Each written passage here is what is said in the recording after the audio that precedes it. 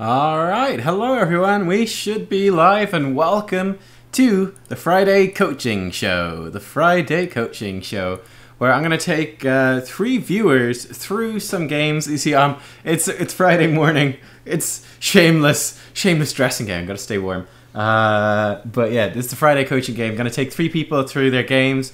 And just real casually, just give some tips, some advice, and yada yada yada. I mean, let's hit play, let's get into it. In this game, we're looking at a Varian, so that's cool. He's going to be playing Taunt Varian, so that's cool. This is a Platinum level game we're looking at. By the way, guys, let me know how the sound is, if I need to change anything here or there. A few things might have been tweaked a little bit since last time, so if it's too loud, too quiet, you let me know. Okay, so you're saying you first picked Zul'jin, the enemy team picked a lot of blinds against him. They got like Johanna and Lily, sure. So yeah, that stuff is coming out. New season tier list, literally, that's what I've been working on this morning. It's almost done, and it ought to be out probably this evening. I think I'll put it out this evening. So yeah, tier list, either this evening or tomorrow. I think I'll do it for this evening, and then I'm going to be working on the Patreon coaching stuff this evening as well, so all that sort of stuff. Alright, so we're playing Varian. I mean, there's no harm in doing some damage here. I would say right at the start, looking at this, it's unlikely that you're going to get a kill. I mean, I actually want to throw in a pause here. Let's look at the team comps, okay? Because I want to cover the team comp stuff first, right? I want to cover the team comp stuff. This is what you should do. Not only during every draft, but always like during. This is something you do during the loading screen. Okay, you're sitting on the loading screen. There's nothing to do. I mean, you could go make a cup of tea, but probably the best thing you can do if you're like doing everything you can to win during a loading screen is to look at the team comps and go, okay, how do these team comps work? How do they function? What are their strengths and weaknesses? What are the synergies, the anti-synergies, even sometimes? How do we make all that stuff work? Yeah, Yoza in the chat says catching you live after binge watching. Nice, awesome. Clever TPM says, hey Nub, thanks for all the great content. You're very welcome. And Trevor says, thanks for all the streams here lately, been catching us all of them. Fantastic. Yeah, I'm considering maybe changing the time to the stream to be a bit later on, because I think the streams are like in the middle of the night for people in the States and, you know, Brazil and all that sort of stuff, the Western Hemisphere, Canada. So I might make the stream slightly later. I'll see. I'm not sure. But yeah, anyway, we always have like a bunch of people tuning in and enjoying it, so that's the main thing. And the VODs are up, so everyone can watch them eventually. But yeah, anyway, all right, let's take a look at the team comps, like I was saying. So if you let's look at the enemy team first. All right, so their team, they've got Johanna main tank, they've got Azul, they've got Medivh, they've got a Kael'thas, and they've got a Lily solo support. So, I mean, when you look at their team in general, there's a few things you'd say about this. They've got a lot of wave clear, and they're going to have a lot of wave pressure, most likely, on the map. Like, between Johanna and Zul, that's a lot of wave clear. Kael'thas brings tons as well. So they got a lot of wave clear they can bring and pressure in that regard. However, what sort of weaknesses do they have? Well, their team is quite lacking on damage, and quite lacking, in fact, on, like, consistent damage. So they got Johanna, who really does not much damage at all. Their main damage is Kael'thas, and Kael'thas is pretty inconsistent in damage. He's got the flame strikes, and he's got some spread damage with living bombs, right? But, I mean, it's really the flame strike, and you can play around flame strike a fair amount. So he's got some burst damage, but he doesn't have all that much consistent stuff. Zul's damage is medium. Medivh's damage is medium, and again, if Medivh misses a Q, that's like his damage gone. And he's also quite reliant on finishing the Master's Touch. So, I mean, they really don't have an awful lot of damage. They really don't have much damage for you to worry about. They've got quite a bit of map pressure. They're quite defensive. They're quite survivable with the Medivh and with Azul, and Johanna too. But they don't have much damage. They don't have a ton of kill pressure. I mean, the main thing to watch out for would probably be, like, they probably won't have a Platinum. This is something you get a feel for in the game. Do they have the actual synergy to do like a Johanna stun into a Kael'thas stun into a Zul route? If they got that synergy, bit dangerous. If they don't, and that's something you'll figure out pretty quick, you're probably fairly safe. Now your team, you've got a Varian, a Brightwing, Chen, Zul'jin, and Nzibo. So a few things going on here. Number one, they don't really have anyone that can deal with Chen in a solo lane, so that's quite nice.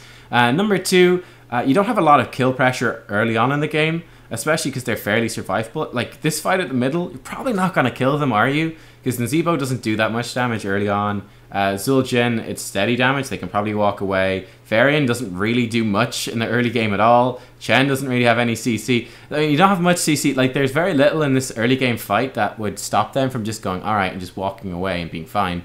So that is something that you'd want to watch out for. Like, you don't really want to take a big aggressive fight. You probably even just want to send Chen top and just or maybe you just clear a wave, then send Chen top, and then casually just be rotating. But yeah, I mean, you might have a tough time in the early game, but once it gets to mid and late game, it's going to be better for you guys, because Varian will scale, Dezebo will scale, Zul'jin scales kind of nicely, so that stuff is always worth considering and looking at, right? Is you want to be going, okay, like you can see, you've had this big fight in the early game, and on the whole, it's probably worked out worse for you, because you guys actually forced to fight quite aggressively in the middle. Like, you were going in quite hard right there, and the question is, like, why are you doing that? Like, what are you hoping to get out of it? Like, the most you got out of it is you've had to use a whole bunch of your wells, which is really not particularly ideal. Now, Medivh is overextended, so that's a big mistake from him. Medivh should have been going up to the top lane, so it's a double big mistake from him. And like a kind of this is platinum, so there's a whole bunch of mistakes already, right?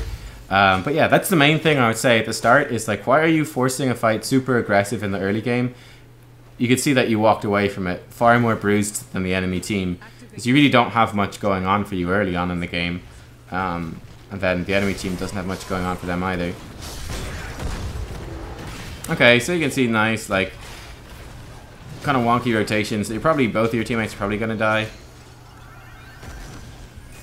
Okay, never mind. They're going to manage to... There we go. They did manage to kill one of them. Well done. Well done, enemy team. So this is actually really good, because, like, look at it. Like, no one's top lane against Chen. For some reason. So you guys are pulling massively ahead. They just simply haven't sent someone top lane. So Medivh should probably solo lane. Arguably, Azul could do it as well. There's Azul. Okay. Medivh would probably be the ideal one. Medivh would be just fine. He's not going to have any problem from Chen, really. And Medivh can wave clear decently against Chen, because Medivh keeps getting resets on his Q against the Chen who's drinking. So, I mean, they really should send Medivh, but he doesn't know that, so happy days for you guys. You know? He just doesn't know that he ought to do that, so yeah, great, fantastic. Alright, they sent 2 people top, that's grand, so you're gonna have an advantage down below. Alright.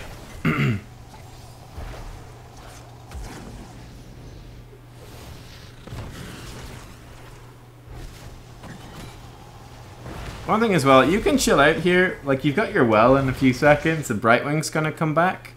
So you're not in a huge rush. You're also getting extra waves of soak that the enemy team's not getting, because they're not getting middle. So you're ahead in XP. You're not in a massive rush to do this stuff. You want to be pushing in now, though. Okay, too late. Sorry. Okay, so I should cover that stuff. But you could see, once they rotate towards middle, that's when you need to go in.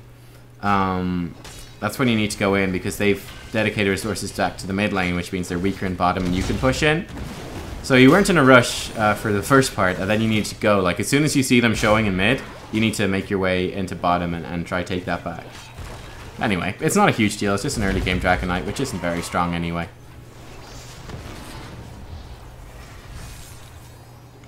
Okay, and this is fine. So Nazebo is still soaking. That's good. He might die, actually. Yeah, he's dead. He got caught out. Now, if he'd done that properly, he would have been fine. But he went too far. I'd say there's like an overcommitment overall, like to stopping the DK. So you can see, like, if you look at the map, I won't pause it, but if you look at the map right now, you can see there's 4 of you up top against a DK that's really not going to do anything. And you're kind of losing XP and push in both your other lanes. The enemy team is now pulled way ahead in XP. So you overcommitted resources to defend against the DK, and you guys didn't focus enough on soaking and got punished for that. So that ends up being like a win for the enemy team. They went from being behind. Yeah, so Nazebo says we're losing towers to that chase. Like, yeah, I mean, it's not so much losing the towers, really, that matters. It's losing the experience, losing the soak and structures, sure. But it's like just the overall XP loss. It's XP that's the thing you're really concerned with there. So Nazebo is right in the sense that we overcommitted to chasing that DK. But it's definitely not towers. It's like, it's because you're missing out on, yeah, this is nice. You really need to slow him down. So you really need to do that earlier, which is charge him. It's a big slow. You want to do that like at the start, really. You want to charge that Zul, slow him down, help your allies land their abilities. You use the charge too late there. might have got away anyway, because Lily did cleanse him as soon as you charged him. But you want to do that. You want to do that sooner. You want to be quicker off the draw. Okay. Anyway, things are fairly kind of standard, fairly straightforward now. Brightwing is top, okay. And she's not pinging. She's not letting anyone know. This is very important when you're playing Brightwing. It's really important to let your teammates know, like just alt click, left click your mount icon to let your teammates know the cooldown on your teleport, because they've got no idea otherwise, and it's very important to actually organizing plays. So right now Brightwing's top. Does she have her teleport or not? I've got no idea if she does or not. She should be telling you guys that so that you could work out and make plays around it. It would let you like set up ganks to be more aggressive, whatever. Like you could actually do stuff. Like right now, like if you look at the map, again, they've had 2 people top for ages and Brightwing's up there. Like Chen ought to be pretty safe, right? Chen ought to be able to just walk away and safely soak the lane. You got a big opportunity here to set up a gank, right? You got a big opportunity to set up a gank, which is you find someone like, if someone, let's say someone goes bottom lane, it's platinum, so they might well do this. One person walks forward on their own in bottom lane, you run down from middle, Brightwing teleports in, and then it's like 4v1, you get yourselves a kill. Chen is still top, so Chen will still get the experience, and you'll be okay. Again, like experience is really what you're looking for. Alright, this is you gank the middle, top, excuse me, so that works out, so that's nice. So you managed to orchestrate a gank anyway, that's good, that's good. And now we're approaching level 10 when you get like, you get more opportunities to make plays here, I would say. Because, yeah, your team starts, particularly you as Varian, you get a lot stronger. Now, of course, because you went up top, your bottom lane's weaker, they went too far forwards and they died, right? Yeah, that's exactly what happened. So there's always, that's heroes, right? That's the push and pull. If you commit to top, then your bot lane gets weaker. Because you've committed up top, and your teammates got punished for that.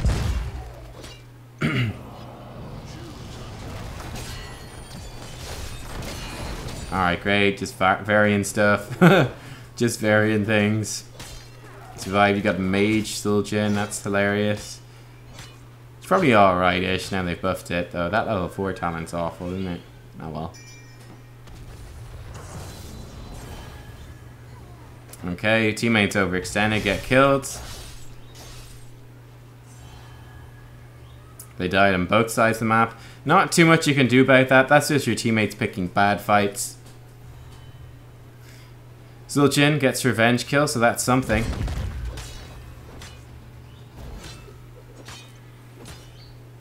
Okay, right here is okay. Yeah, you can definitely like trade into top. So you know that Medivh's here, but he's almost dead. Yeah, okay, wow. What's he doing? He really wants to die.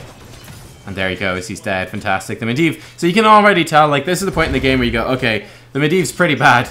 Medivh's pretty bad, so we can make plays around that. So, yeah, you can definitely make plays there. But yeah, that was pretty nice, you know, like, trade in, up top. Cool, cool, cool. Alright, looking for the Kel'Thas. Okay. I'll be very careful here, because you don't know where they are. Alright, nice. Zul'jin's working well there.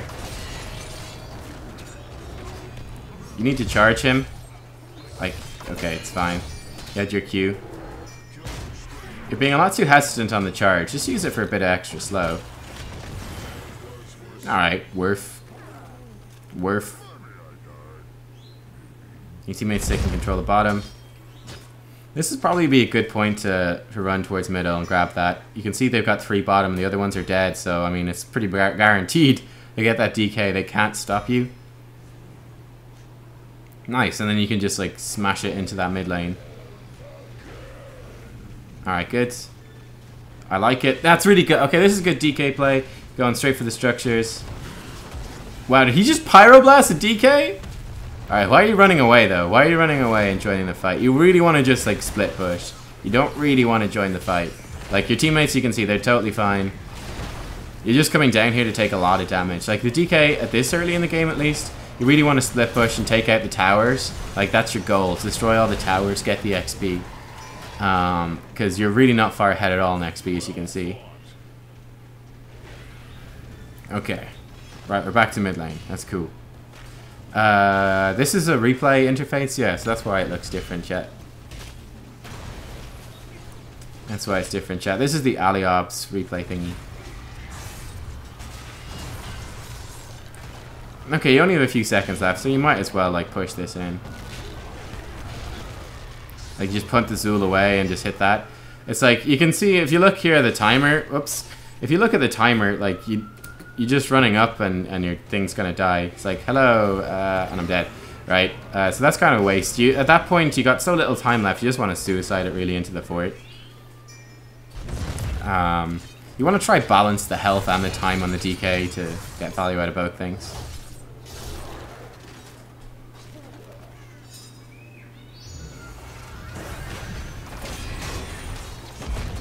That is hilarious. Oh my god.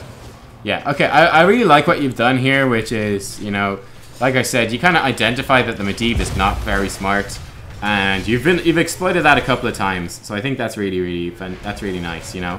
You've taken advantage of the Medivh making a lot of derpy mistakes. So that's great. Going on the Lily there is actually not the best idea, 'cause, like, she can just walk away. She's very survivable. You're better off focusing a tank in that situation, just because you can actually kill them sooner. They're further out of position. The lady was too safe. You didn't have taunts to lock her down. Then she just procs her trait and walks away. Like, you guys have very little lockdown, really. So she was able to just walk away. Whereas focusing on the tanks sooner, or Azul sooner, would have probably got you that kill more effectively. I mean, with Mortal Strike, I mean, you kind of nullify their healing anyway, so it's not a huge deal.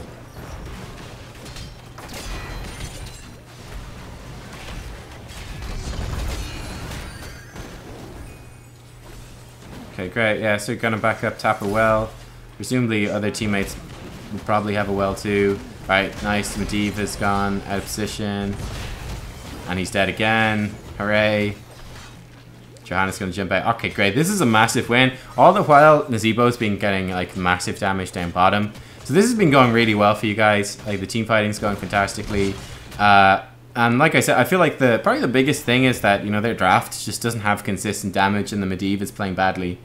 They're like the biggest things. The Medivh positioning is very bad. They don't have much like actual kill pressure damage. Of course you guys do.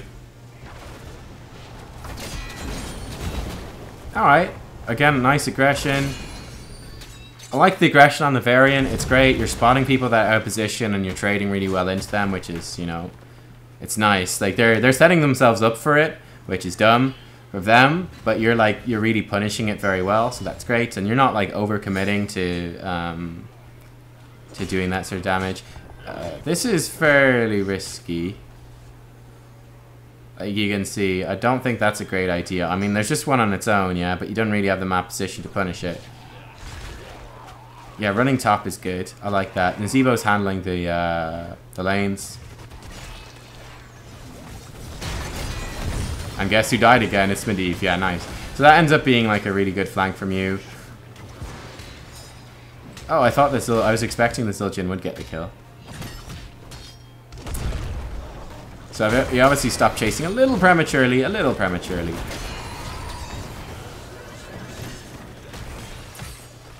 Rip Chen.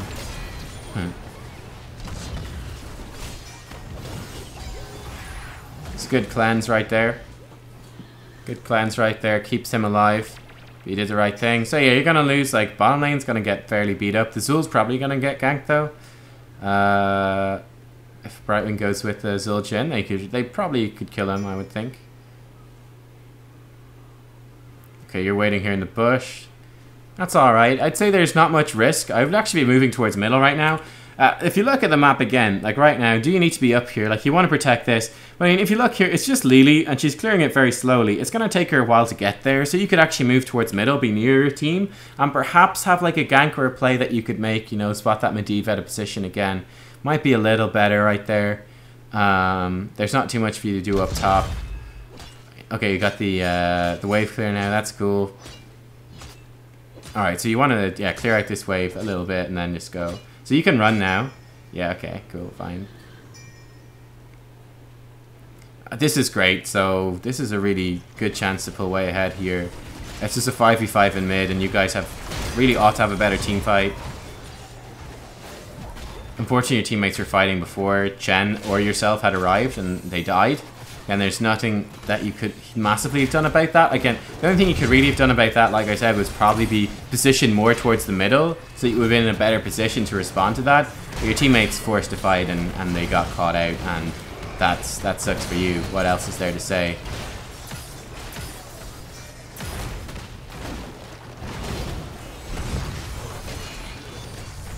Oh god, that Chen went so deep right there. There he goes. There he goes. Alright, so you guys have 2 dead people, they only have 1.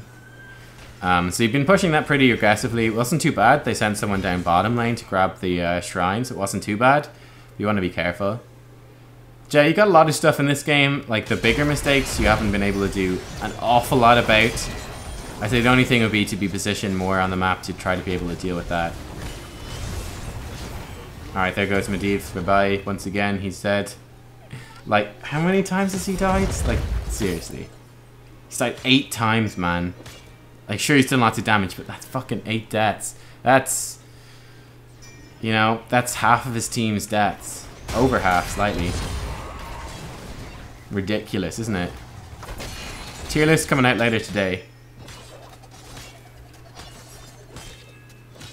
So yeah, that's definitely helping you. I think, like, the enemy team having a bit of a wonky team fight composition, plus that Medivh feeding is definitely keeping your team in the game a good chunk.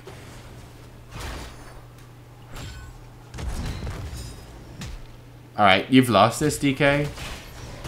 Yeah, you want to run away. Like, that's the point where you go, like, if you look at the map right there, so why I said you've lost it coming into it was that, yeah, you did a good job stalling out the Lily. That's probably fine. But if you could see, you had your teammates were totally split. You had, like, Zul'jin back at this fort. You had Nazeebo back at this fort. Neither one was anywhere close to getting to the shrines. So that's just bad map movement by the team. So you have to give up. It's like, so long as you commit to taking one shrine, it's quite easy to deny a DK. But your team were like just super uncommitted to both sides, which means you're never gonna get it. You should hit that. Yeah. Okay, right there you need to hit the Johanna. You're dead as well. Like, you overextended. You need to hit her and just do what damage you can. Alright, Nazeebo's finished his quest and he's just wrecking face. That's great. Like, in a situation like that, you're like, you're going to die. Just die with dignity and with overpower procs. And just smack that Johanna up as much as you can and try to kill her. 'Cause she was very low. Anyway, Nazeebo came in and killed 2 of them. So that's pretty nice for you. Do I think Tyrande Owl builds would get nerfed? Maybe, yeah. I don't know. I think Tyranda's a bit overrated. Like, she's good. But yeah, this league, this is Platinum. Middle of Platinum. Alright, so, hey. We got a Dragon Shark game, level 20, level 20, and no keeps down. So this is going to be a long one, obviously. Alright, your team should make some big plays at this point. A good option for them to do would be to, like, kill the 2 Merc camps, siege camps here, maybe even take the Bruiser camp, and then transition that into killing the 2 forts. That would work pretty well. There we go, yeah, stealing the siege camp is good.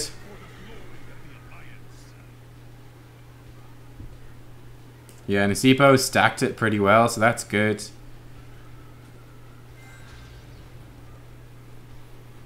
Okay.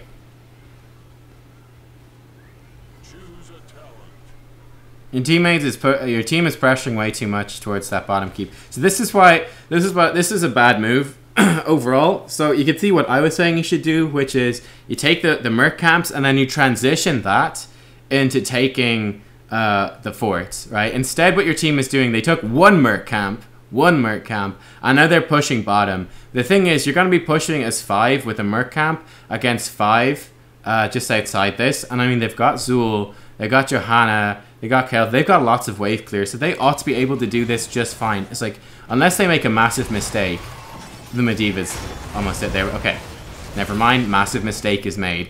Like, there's no excuse for them to get caught out right there. That's just bad play, right? That's really bad play. If they were just patient and just defended, they ought to have been able to defend that just fine. There ought to be no way that they would lose that keep, but they overextend and got killed and get wrecked. So yeah. Alright, nice dive in by you. Good kill pressure. The Chen survives just barely. Fantastic. Like, man, it can be difficult, like, it can be pretty difficult, you know, to give it, like, tips and stuff because there's so many mistakes. So, like, in that situation right there, it's like, if they defend it, like, unless they make a big mistake, there ought to be no way that they lose a keep right there. And then immediately after I say that, they go and they fight outside of their walls 4v5. It's like, why? Why would just wait behind the walls for Zool to arrive and just defend and you're fine? But they didn't, and then they died, and yeah, great, you guys got a keep out of it, so that's really good. Oh my god. Yeah, I think that, yeah, like you said in chat, like, Varian's playing really well. Like, Max he's playing a good game here. He's playing a solid game. I think most of the mistakes in this game, like, from your side for the team, have really come from just bad decision-making in terms of rotations. Okay, so this is cool. I mean, you guys could just push that top fort, right? You could just destroy that top fort. No reason not to. Okay, we're rotating. We're looking for a fight. Okay. I mean, just kind of hunting for a fight is definitely a risk. Because, like, both teams are totally even.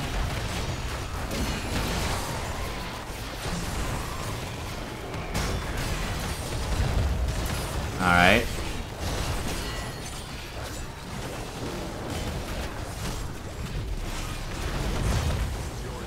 Okay, you're dead as well. Okay. Janice just survived. He still might die.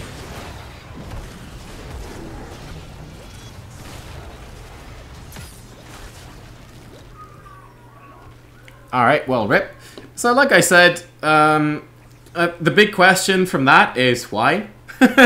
Why? Why did you force a fight? Okay, so, like, you know, like I was saying, it's like, it's a risk. Like, you guys, so, you know you're up top. You know the enemy team is down bottom. And you're sitting in this map position where they had a full health fort. And your team had a kind of a lower health fort. I mean, and you were right there. It's like, why would you not just go and kill their fort? And then you can trade forts and it's grand, you know? Or, like, you could take merc camps. Like, their siege camp is gone. So they could have gone to take the other merc camps, but, I mean, they're missing the easy one to take. It's not going to be that effective. You guys can get back and ought to be able to defend it just fine, especially with a late game Nazebo. So there's really no rush. I mean, you could just destroy a healthier fort, and it's okay. Just open up that map a little bit more. Great, fantastic. Instead, you guys were up top. You ran all the way. You took your whole team grouped up, ran all the way from top lane. You guys ran all the way down to force the fight in bottom lane. And you lost the fight. Because the fight that you forced was like just totally even footing. It's like, yeah, 5v5, level 20 talents, level 20 talents. We got like 4% scaling. Okay, great. 4% scaling. We're going to it's basically a totally even fight. We're going to force a totally even fight here against a team that is 100% aware that we are coming, right? They know we're coming. They can see it totally. We're going to force that fight. You know, Brightwing's not going to like push top and teleport in. It's just 5 of us going to run all the way down, totally telegraphed to force an even fight. I mean, the question is like, why are you doing that? It's a massive risk, and like, you see what happens there is you guys walk away losing the fight. You know, you walk away losing the fight. Yeah.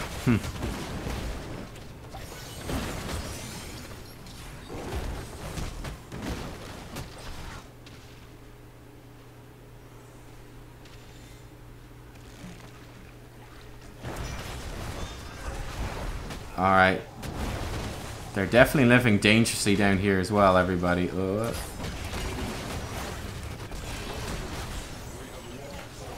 So I wasn't paying attention there, but I have no idea what the enemy team is doing in terms of rotations. Chen has gone super ham. So, number one, I don't know how the enemy team had like a bunch of people totally isolated down there for so long. And then number two, I don't know why Chen chased so hard. So the enemy team should have been there much sooner. I don't know why they got caught so out of position. And then Chen should have run away. So that was like a disaster and a half, wasn't it? Sure was. Sure was. Oh, this is Nazebo. I don't want Nazebo. I want number one, which is you. There we go. Alright, we're looking at you. Oh, we got the camera going now. Great. You guys have lost this, okay? Look at the map right now. Dragon Knight's lost. You're down Chen. It's a 5v4. Unless the enemy team makes a massive mistake. Unless the enemy team, again, like this is... I have to clarify this because we've seen so many massive mistakes in this game already. Unless they make a massive mistake, there's no way that they can lose this DK. Alright, they've won it. They've got both shrines. You guys only have 4 people. If you try to stop it, you're going to die. There's no real point in delaying it because you risk dying. And if you die and they get it, like if you die out here, they win the game probably. So you really don't want to. You're living so dangerously. The enemy team is playing terribly. They should dive you and kill you right now. They should dive you and kill you right. Like, what are they doing? Finally, they're engaging. It should have happened like 10 years ago.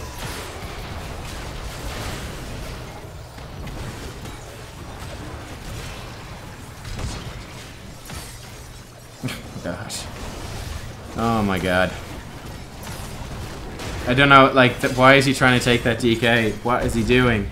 Oh my god. It's such bad play. Like, all they have to do is just dive and kill your team. Like, that's it. Just focus on diving and killing your team. Instead, they're, like, faffing about for so long that, like, the 30-second death timer on Chen expires and Chen arrives in the fight. Alright, they're starting to win. Not really. Okay, they're still losing. Nice kill. Okay. Oh my god, what a fiesta. What a clown fiesta. Right there at the end. Everybody dead. Okay, that's a massive... That is such terrible play. Like, there's no other word for it. That's absolutely terrible play from the enemy team. It's a clear 5v4. You know, they've got engaged for days with the Medivh portals. That's awful play. That's really, really bad. They needed to just... All they had to do is just dive your backline and kill you. Easy. Easy. That's all they gotta do. Just dive the backline with a portal.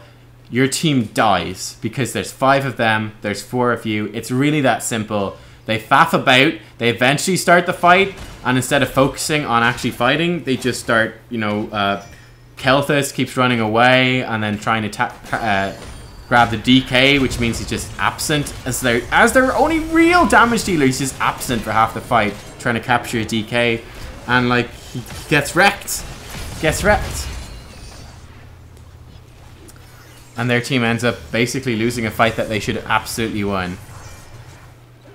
How did they turn us around? They turned it around because the enemy team played it that badly, basically. They played it that badly. Oh, man. This is platinum.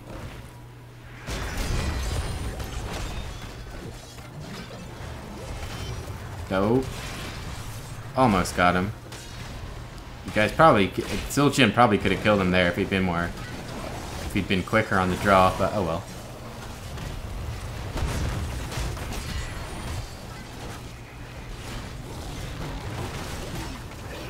By the way, this is why I always rate Nazeebo so high in my list. Nazeebo's just really good. He's doing so much damage in this game.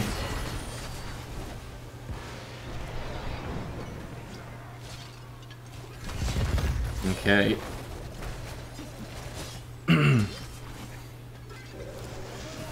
So Chet's almost dead. Ugh.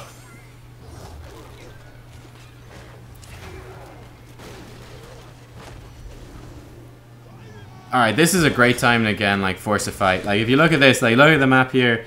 Like, this is a great time to force a fight. Johanna's top lane. Like, kill that Kelthus. Just kill him. You're being too passive there. Once you see that Johanna top, you need to be like, yep, easy. Go get him. You might even get this now, yeah. There you go. Great. Alright, you guys just want to go bottom lane? Nope. Nope, nope, nope. Bottom lane. You got catapults. The core's open. It's 25-minute Dragon Knight. They've got very little. Look at their team comp. They've got so little sustained damage to kill the DK. Yeah? Right? They've got so little. If you can kill a keep with this DK, you can kill an open core at the DK. Easy, right? So this is a big mistake. You guys need to just run bottom, go bottom, kill core. There you go. Alright, look at this. Boom, there you go. You won the game if you walk bottom right there. You won the game with still half HP in the DK. Yeah? You won the game if, with, you know, easy win. There's nothing they can do. It's not like they've got, you know, like a Zul'jin or like a Vala or something that can kill a DK pretty quickly.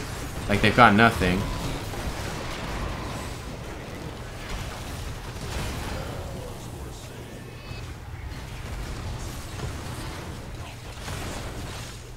Alright, we're on the core. Hooray.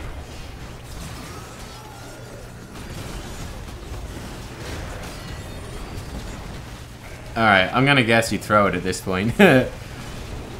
Everyone's super split. Alright, looking at core.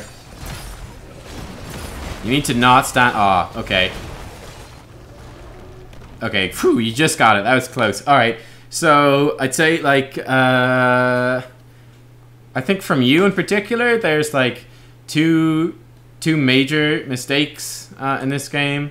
Like, for that last part. Number one, I already covered, is, like, you should, like, just go bottom and push bottom. Like, you don't... Like, pushing that mid is a mistake. Then mistake number 3 is, like, okay, you've pushed through the mid keep, and you guys are, like, dying on the core, and you're going core. It's pretty close. It's pretty close to you guys losing the game right here. It's pretty close. And then, like, right at the end, you didn't move out of the flame strike, which is totally doable. Like, it's so easy to stutter step and dodge that flame strike. You getting hit by flame strike, it triggers like a whole bunch of bonus damage on you and the Chen, and that puts you so much closer to losing that game. It's like that could have been the difference between winning and losing right there as well. Is like getting hit by that flame strike, or just simply stepping a foot to the bottom, not triggering burned flesh. You're lucky you didn't actually took fucking presence of the mind for some reason. Like, if you had the flame strike talent, that's cooldown reduction on flame strike. That's a trigger of burn flesh on you and on Chen.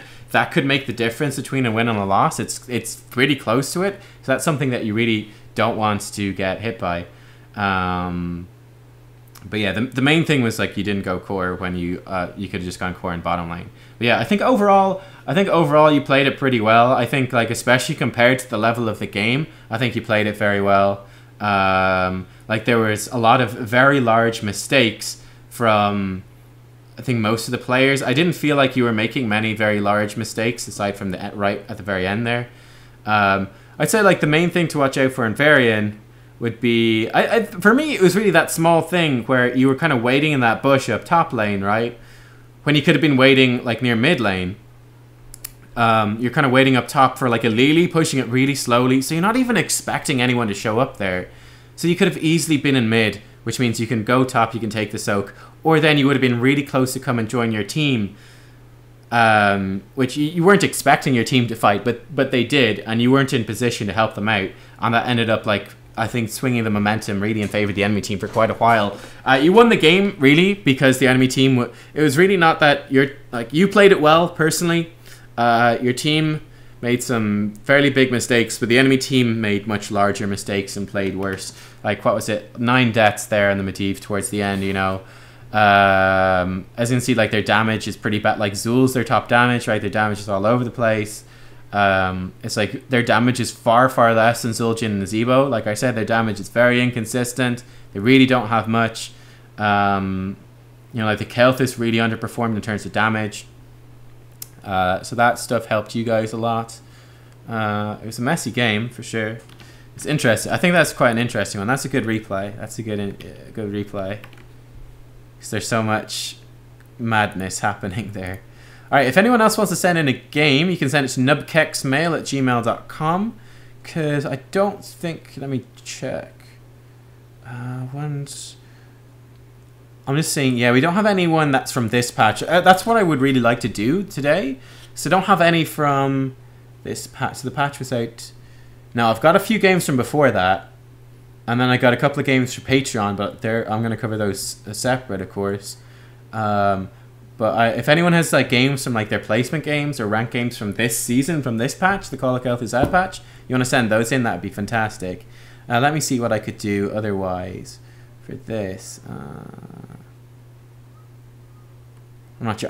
You know what? I think, nubkeksmail@gmail.com. Let me type it into chat. I'd rather do that. Just like nubkeksmail@gmail.com. That's the email you want to send it to. You want 7 games from placement games. You're still bronze 5. How's it possible? MMOR, slow. It's basically that. Basically that.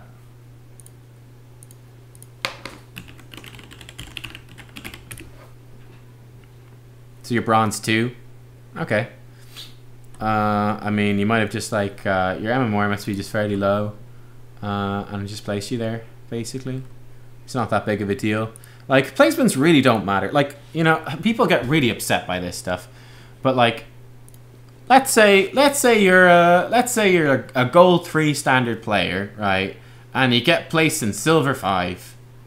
Oh no, how upsetting. Like, okay, either one of two things. Either you're actually silver 5 player and you're going to drop down from gold 3, or you're actually a gold 3 player and you've been unfairly placed in silver 5. Well, guess what? You'll climb up pretty quickly back into gold again. It's not a big deal.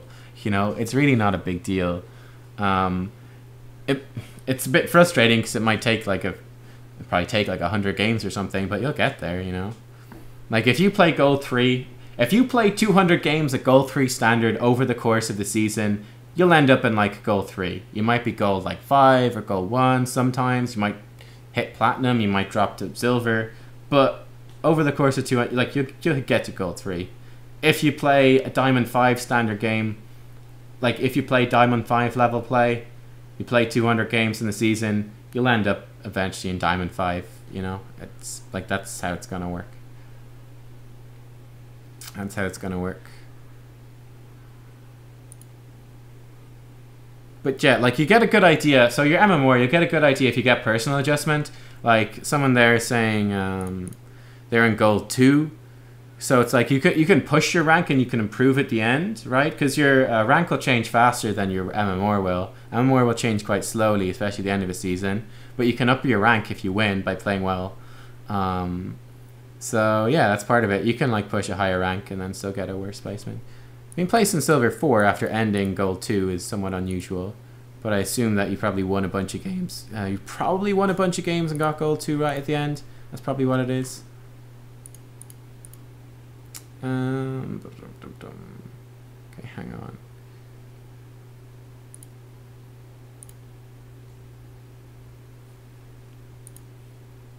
Can't say for certain without seeing your games, but it's probably something like that. Oh, hang on. No, don't do it. Ooh. Okay. If you could rename your files as well, that's very helpful. So rename the file. So this is Dennis. Okay, great. So we just got one in, which is a Team League replay actually from this season. So that's cool. Placement game this season. All right, nice. Okay, great. Let's do it. So this is a Ragnaros game. Last season he was gold 2 in Team League and platinum 3 in Hero League. So like goldy platinum.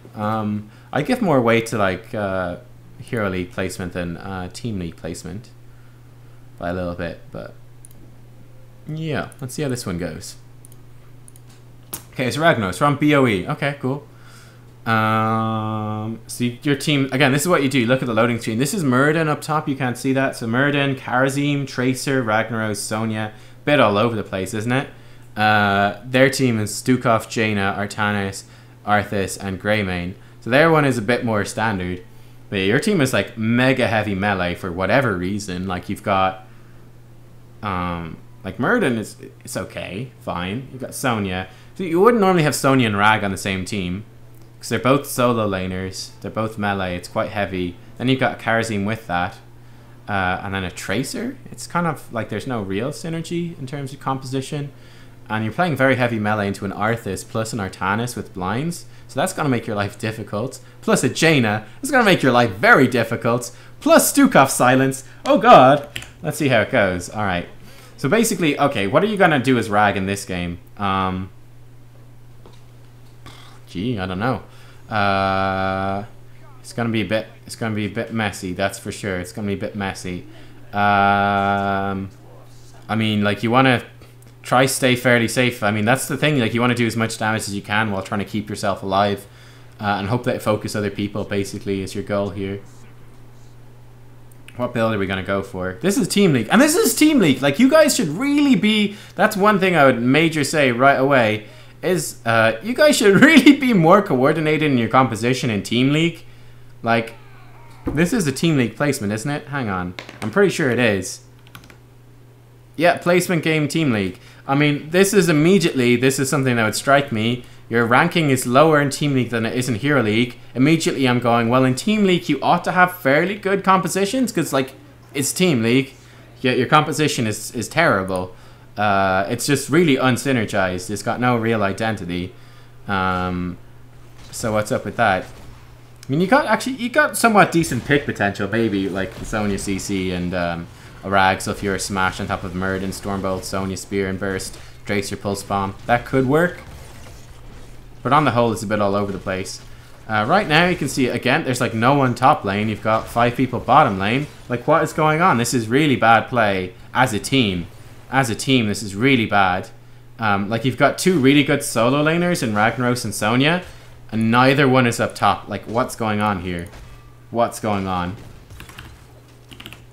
Like, what's the idea? Okay, Sonya is eventually going up, but she's already missed XP, and you guys are already half a level behind. Luckily, the Artanis is pushing it pretty slow, so Sonya made it there for some of the wave. Looks like she missed maybe only 2 minions, but still, like, she shouldn't have missed any, you know? Whoa, okay, that's a bug. That's a bug. And Karazim's dead bottom. Yeah, I mean, it's not really surprising. Like, you guys are going to have a really difficult time. Like, look at your wave clear down bottom. It's really weak. Like, you got Tracer, meh. Ragnaros is okay. But, I mean, you don't really have much wave clear. You don't have much to do down bottom. You guys are gone forwards. You really should be punished harder for that. Murden's AFK. You get killed. Tracer lives. She really ought to have died.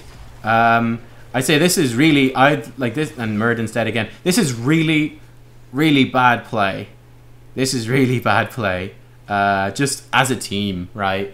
Not anyone in particular, but as a team, this is all over the place. The draft is terrible.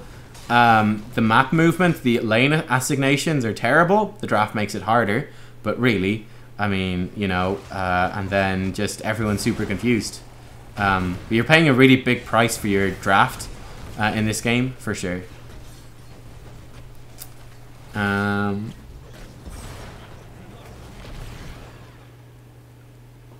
Yeah, I didn't. Yeah, I wouldn't really pay attention to people like flaming much in any league, really, because they don't really. Oftentimes, they don't know what they're talking about. The Murden is pretty terrible. Yeah, that he probably stand out as being the worst. Like, he's been AFK and just off on his own. I don't know. We'll see how the rest of the game goes. So you guys lost this. It's not massively surprising. That's definitely the thing that just really strikes me. I'm like, you're going into Team League. You really want to build, like, that's the thing about Team League. You want to build a team, right? That makes sense. And you guys really don't have a team. Like, if you look at it, you got solo range damage Tracer, but you don't have anything that really goes well with Tracer. Like, you know, you don't have something like a Tassadar. The rest of your heroes don't fit particularly well. You've got 2 solo laners on Battlefield of Eternity, which is super unnecessary with Ragnaros and Sonya. It's just like the team identity is very much split, and that's something that you really want to be doing well in a game like this. Alright, you're popping Molten Core very late, actually. Like, you can see you're in Molten Core. I mean, everything's dead, right? The Molten Core is not actually doing anything. You would want to pop Molten Core earlier to get damage out of it. The Sonya is, like, teasing you. Huh. Yeah, it's definitely all over the place, man. It's definitely all over the place. But okay. Let's see how it goes.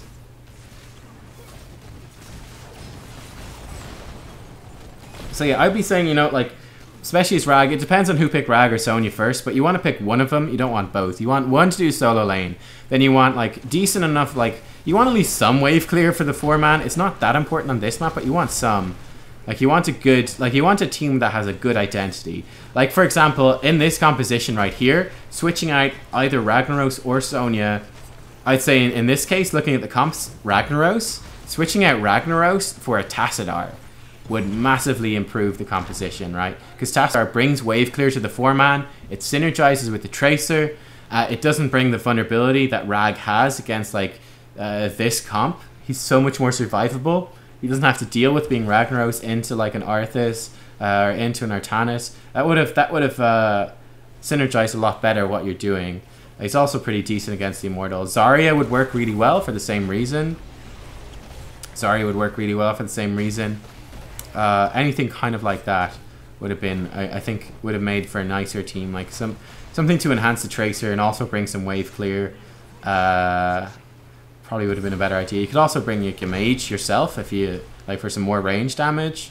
Like a mage could work out okay.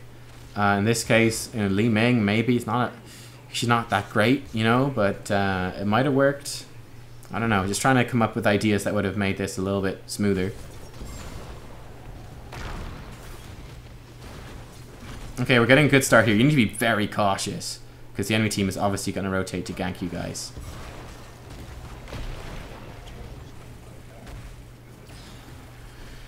Okay. Yes, that Grey Mane is super out of position. Okay, good. Oh, rip. Black person.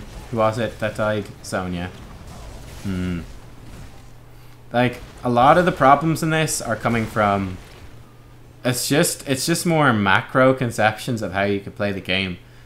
Yeah, this definitely strikes me, you know? From this game, I'm like, It's like, it just feels very uncoordinated just in terms of the theory of the game from you guys, which is definitely something that you, like, that's what you bring to Team League. That's, you know, because you're queuing up with 2 or 3 friends. So, I mean, you should be able to organize it so much more. Like, there should be, you expect a higher level of cooperation. You expect, like, a more consistent draft. You expect a bit more consistent playstyle than in Hero League. And we don't have that here at all. So yeah, that's definitely a concern.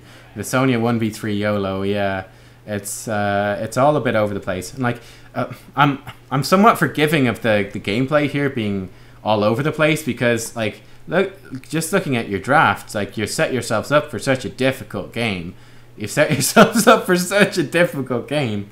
It's not that surprising that it's absolute total chaos here in the early game. Like you set yourselves up for a difficult time. Now the question here is, where is the enemy team when they've got like almost full health Immortal? Okay, they're going to push bottom. Okay, they're a bit late getting there, but they get there. Alright, you pop this to defend. Your teammates down bottom need to be really safe.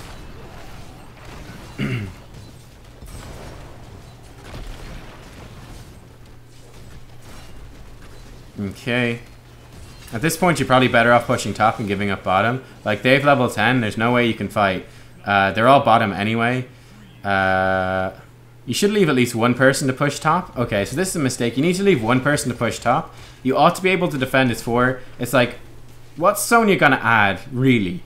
You know, like, what does Sonya add, really, to this defense down bottom? Nothing. You can see she ran all the way bottom, and now she's running all the way top again. She could have been top, getting that XP to get you guys to level 10 so that you can actually fight again. She could have been top getting you the XP and also putting some pressure on the enemy structure, which is valuable in of itself. So she ran all the way there and back again. Now she's run up to do Merc Camp and she's found an Artanis. You guys really don't want to fight without level 10. Luckily looks like Artanis is fighting off on his Onios, but he will survive. Man, this game really is all over the place. Gosh.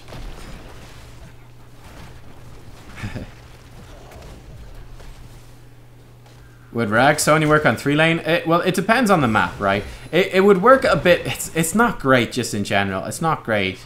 You wouldn't really ever want the 2 together. It would be better on like a big 3-lane map. Like something, you know, like... I mean, let's say like Cursed Hollow or Warhead Junction where it's a big map. It would work better there. For sure it would work better there. But like on a smaller map, like even a 3-lane map, like you know, a smaller one. Like Tomb would be somewhat risky. Alright, nice, you guys got a couple of kills. That's really good, and this is huge. I wasn't looking at the game right there, but that's a huge for you to get those picks. Because this will help you win actually an Immortal phase, which is, like, getting kills right at the start of the Immortal phase is a massive deal. Oh, well, maybe you won't even win. Like, Sony is wave clearing for some unknown reason. Muradin Hearthstoned, again for some unknown reason. And you guys walk ahead, barely ahead in a phase when you just got 2 kills. So that's bad play as well. Like, basically you all want to commit to killing the Immortal. You've got time, like Muradin's got time to Hearthstone for mana and stuff. Like here in the switchy over phase.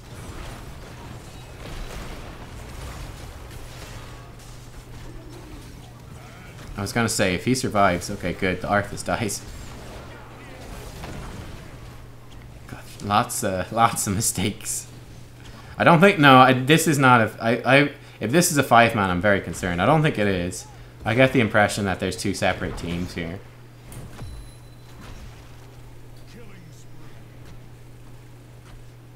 It's, yeah,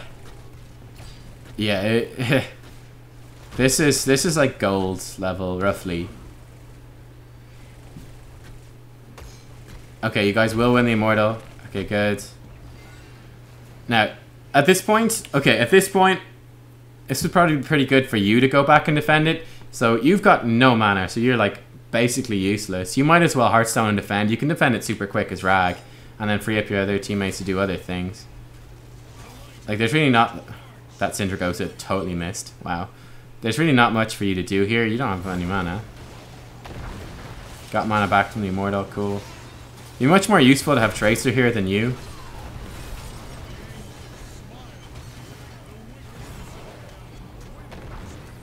Alright, and you're dead. Well, you can see you got there, and basically all you did was die, you know. It would have been much better to send you back to wave clear, because you had no mana, and then send the Tracer to, like, poke in and out, because Tracer's still pretty useful, because she can dodge stuff. She also gets healed up quicker, so, yeah. Yeah, this is pretty chaotic for gold. Like, this is kind of all over the place, this game. This is a particularly chaotic game. So I'm not sure. I mean, bear in mind, this is placement games as well. So, hui bui, it's all over the place. All right. So things have calmed down a little bit. Things are reset. There we go. Boom. All right. So level 13 of 13. You guys are behind a bit in XP. You're also behind in structures, but it's okay. So we still have Molten Core. So we have the potential to maybe do a big fight here with Molten Core. You got most of your heroics as well. All right. Sonya's got in. On her own? Okay, never mind. Sonya's dead. Alright. Oh boy. Okay. That was the potential. You had the potential there for a fight, right? You're going in. It's even talent tiers. You've got Molten Core. You got Sulfuric Smash. You had all the important heroics. There was really the potential. Most of them, anyway. There was the potential there that you could have picked a fight and made it work. The Sonya went in and died. So that potential's gone. Potentially for you, you could have been popping that Molten Core a bit earlier, like once that fight's being engaged. That's a pretty decent smash.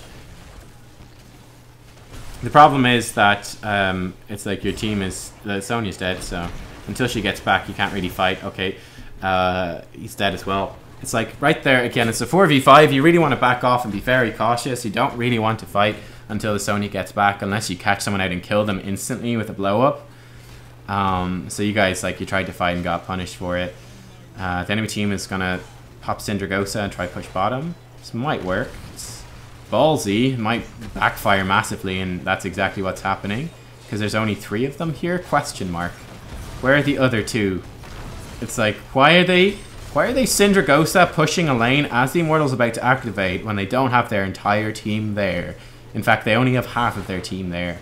Thinking. I don't know. Oh god. Wow. So that's... What a throw by the enemy team right there. So they're ahead. They just got to kill a Muradin. You know, they can get some structural damage. They could get the Mercs. They could go do the Immortal phase. They could do anything they want. They split in half. Pop Syndragosa. Then only 3 of them push bottom. I guess that's like Team League. It's like a 3-2 team or something. The 2 were like, yeah, fuck that. We're off doing something else. Good luck. And yeah, then they all like lose multiple deaths, and it's a massive disaster. And this is a huge win for you guys. You guys are gonna get way ahead here. Really through no good play of your own, but just through a massive mistake of the enemy team, you guys are getting a huge win out of this. So that's nice, right?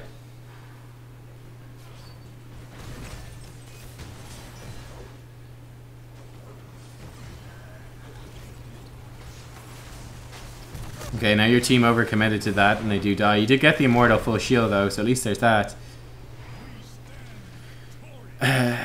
It's not worth giving up 3 kills, though. Like, at worst, what your team should do is, like, they just, once the enemy team comes in a position, because you'd been up top, right? Because you were top to wave clear, which is totally fine. That's actually a really good move, right? They want to push the Immortal as much as possible. Then when they see the enemy team is coming, they just back off. You guys regroup as 5, and then there you go. It's a 5v5, and you're way ahead on the Immortal race, so you're in a great spot. You can see here they committed to killing the Immortal, and they lost 3 heroes. What happens? You get an Immortal. Look how much damage the Immortal's done. Got like 2 towers. It's a full shield Immortal. It does almost nothing. Why? Because everyone died trying to get it. It's not worth it. Just back off, regroup. You don't need to kill the Immortal. You don't need to. Okay? It's like you're already like 80% ahead in the race. You're already massively ahead in the Immortal race. So just take that win. Be happy with that win. You don't have to get a 100% win. An 80% win is still a massive win. Just regroup and then move in as a squad, and you're happy.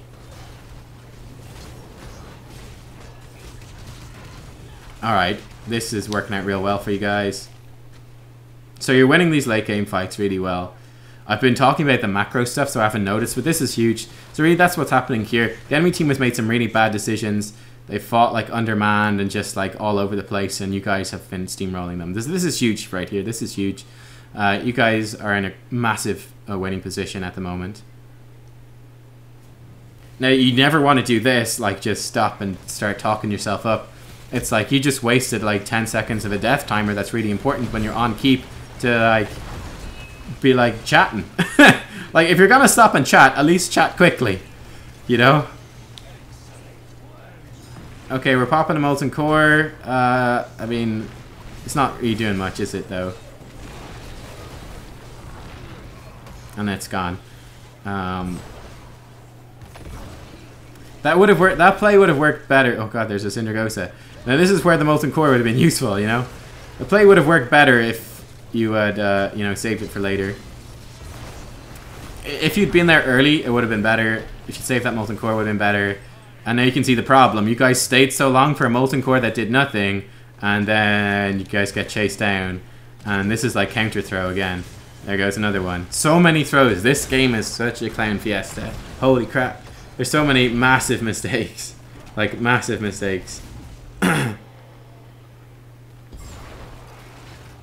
Oh, Arthas missed. Okay, that's huge. Now you... what? He didn't have his flip? Okay, wow. That's great for you. Now, they should get a full shield Immortal and probably just win the game off of this. Oh, God. Oh, God. Oh, God. This game, there's so many massive mistakes. So, yeah, definitely for you as the Ragnaros going into that, you made a couple of big mistakes. Number one was, like, when you had such... That was your opportunity to establish a big win. You got, like, 3 kills. Fantastic. You got, like, a bunch of kills. You got that push on the enemy keep. You can take the keep. You can back off. You can heal up and be there for the Immortal phase. Instead, you stopped for, like, 10 seconds to chat, to type in chat. Don't do that. And you can see, like, it led to a snowball of things happening. You were late to killing the keep. And then because you were late to killing the keep, you guys got greedy. Then you popped your molten core, which is a mistake. Then you guys were staying for the molten core. Then that stuff expired, and it's like, oh, wait, now we're just in the middle of enemy territory. They get a bunch of kills on us. They get like a almost full shield Immortal, and suddenly that massive lead we had is just thrown away. And you as the Ragnaros did play a big role in that. Number one, you were really late to the fight, and then number two, the molten core. You popped the molten core when there's no way for you to actually go to the core itself. And you got really heavily punished for that. Like if you had been there instead of typing, if you killed the keep and then just backed off, you would have been in a way better position.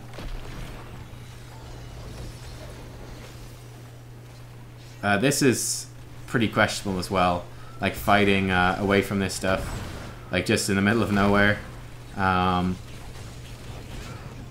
You need some molten core like now. Okay, good.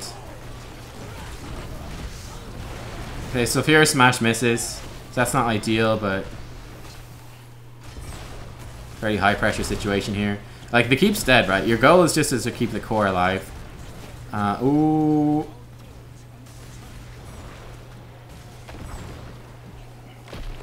Run, Rag, run. Ah, you're dead. So that's probably going to be game over. I don't think... I'm pretty surprised. I feel like there's a lot of really big mistakes. Especially when you compare it to the previous game, which was Platinum. Like, this is a big step below that in terms of gameplay. And that's going to be game over. So, yeah, unfortunately, I think that you played a pretty big role in, like, a couple of decisions there in terms of what made you lose the game. Because you guys were so far ahead right there. Then you were late to the keep. Then you committed to Molten Core for no reason. And both of those things had a big impact because your team then overstayed. As the enemy team had respawned, you got counter-killed. And then they turned it into an Immortal. They turned the Immortal into a victory. It's like your decision there played a really big role. There's so many massive mistakes in this game from both teams in general. First massive mistake that you guys can have an impact on, of course, is the draft is terrible, right? The draft is terrible. You've got 2 solo laners on a map which only needs 1. You don't have any synergy in your draft, so that's all over the place. And then even on top of the fact that you've got too many solo laners, no one was in the solo lane at the start. So like, what is even happening with that? Yeah, it's quite all over the place, unfortunately. It's quite all over the place. I don't even know where to start, really. There's so many things in this one that are bad. Oh, God. I'd say the main thing, for you guys, I think the main thing to do is, like, sit down. At least one of you that has an interest in it. And, like, watch just the HGC for, like, one day. Get a feel for the drafts. Get a feel for the map movement. And try to bring that into like, your games here. Because just, like, the overall map movement... Like, you got people just taking YOLO fights. Stuff is all over the place. It's just the macro gameplay in particular is very weak. And in Team League, your macro gameplay is expected to be better. So, yeah. You really need to work on that stuff. And it's not that complicated to get some of those better strategies in. I mean, you could see the enemy team is likewise making a bunch of really awful decisions and getting punished by it. But yeah, I mean, like this level of play, like if you eliminate the big mistakes, it's like you'll just win really easily, you know. You'll win really easily. But yeah, that was an interesting one. That's a difficult one to commentate on because it's just massive mistake after massive mistake, very steadily, very consistently. I think that the ones to focus on is like get a good draft. Because it's Team League, you can, you know, like have at least a draft that's somewhat synergized for the map. And then, you know, have like people working together actually as a team, like actually doing calls together. Somewhat difficult because the draft is so bad in this case, but yeah, try work on that stuff. And yeah, just some of the bigger macro shot calls and stuff were everywhere. Oh god, that was madness. That was madness. But yeah, that was crazy. I think like you really definitely the first step is to have a good draft. The first step is to have a good draft because like that made the rest of your game so difficult because your laning and your team fighting is all over the place because you don't have a normal draft. Okay, so you got this game. What's this one? Okay, got a few games come in here.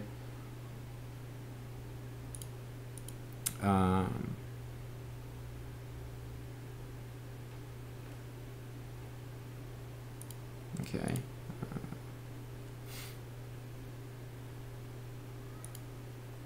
Okay, so we're going to jump into the first one that was sent in, which is from Galahad, which is his first placement game of the season. Alright, let's take a look. Galahad. Oh, fuck, this is a long one. Okay.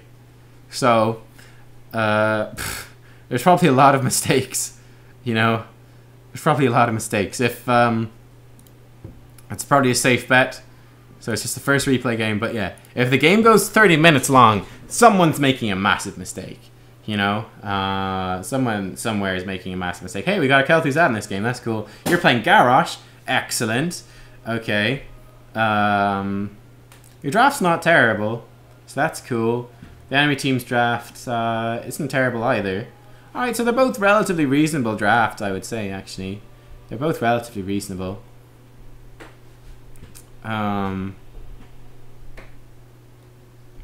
Which one do I lean towards more? It's tough to say. Like, I don't like the Genji on your team. I think that's really bad, actually. I don't like the Genji, but we'll see. We'll see how it goes. I'm not a big fan of the Alarak. Like, if that was a Sonya, I'd be like, man, like, the enemy team looks pretty damn good here. One thing to note, so the enemy team is going to be very weak early game. Also, is it just me? Is it just me? Or is the Kel'Thuzad picture, like, super squished? Like, that doesn't look right. It looks, like, super flat and pulled out. I don't know. Hey, Evil Harb, welcome to stream. Okay, let's get back in the game. Alright, here we go. So we're slow out the gate. That's not good. Okay, so this is number one, right? You got Garrosh, Kel'Thuz, Uther. Sorry, like, you've got so much fucking kill pressure level 1. You need to be at that gate at the start, because people will YOLO fight in the middle. You land a Garrosh combo, hey, easy kill. Okay, you fucked that up. That was, again, probably a kill on the Kel'Thuzad, and you missed. So that's a couple of big mistakes right at the start from you. Number one, you guys have massive early game kill pressure. Like, the team fight in the middle is so in your favor. You guys want to be there immediately to get it. Alright, Genji gets the kill, that's good. This is a mess so far as well. But yeah, I mean, like, you guys, you want gates open. You be there. You've got Garrosh. You've got a stun with Uther. You've got a stun with Kel'Thuz. You know, it's like, kill them. You want to be there. You want a Garrosh combo. You want to kill them. And then you messed up throwing the Garrosh. You guys still got the thing. So yeah, in terms, one thing your team really lacks is laning. For sure. You're very weak on that. You're very weak on laning, so it's difficult to know even who to send where. So yeah, that's gonna be very difficult.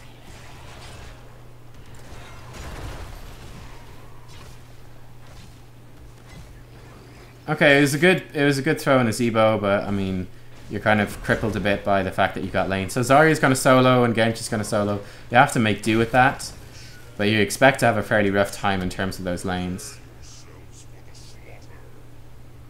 So it's interesting, like, I have no idea who's going to win this game. Now we know it's a 30-minute game. I'm like looking at the enemy team going, okay, Lucio, Nazebo, and Kel'Thuzad all scale insanely well. So that's great for the enemy team. But then you guys have Garrosh, who can just get a pick and kill someone like at any time in the game and win the game off of that. So it's really hard to say who's gonna win what. Really hard to say who's gonna win what. One thing to note as well is that your ability to fight over the shrine is relatively weak. Like, Genji's rubbish at it. Garrosh is good once he gets level 4, so that's nice. That's actually really nice. That really helps you guys out a lot. And Kel'Thuz is okay. The enemy team isn't actually that great at it either. It's funny. Like I said, if they had a Sonya instead of an Alarak, someone who's good at doing the shrine, you would have had a much tougher game this game. It's good silence by the Alarak. Rip Kel'Thuzad, so greedy. So greedy, and he pays the price. The Alarak's actually getting some good combos so far, actually. He's done a good job with that. But yeah, the Kel'Thuzad's been playing pretty bad. Getting the greeds. Alright, Alarak missed that combo. Alright, there we go. The Garrosh gets a kill. By the way, I think Garrosh is, in my opinion, the best hero in Hero League at the moment. Garrosh is OP as fuck for Hero League. Alright, I've got something I massively disagree with here. I'll cover it in a second. Are we saying, yeah, the KT pick is distorted? Yeah, it definitely is, isn't it? Yeah, Dahaka's a really good warrior too. Dahaka works great. David, I think I said that right, says, Nubkeks, great hug from Florence. Hey, thank you, and hello to Florence.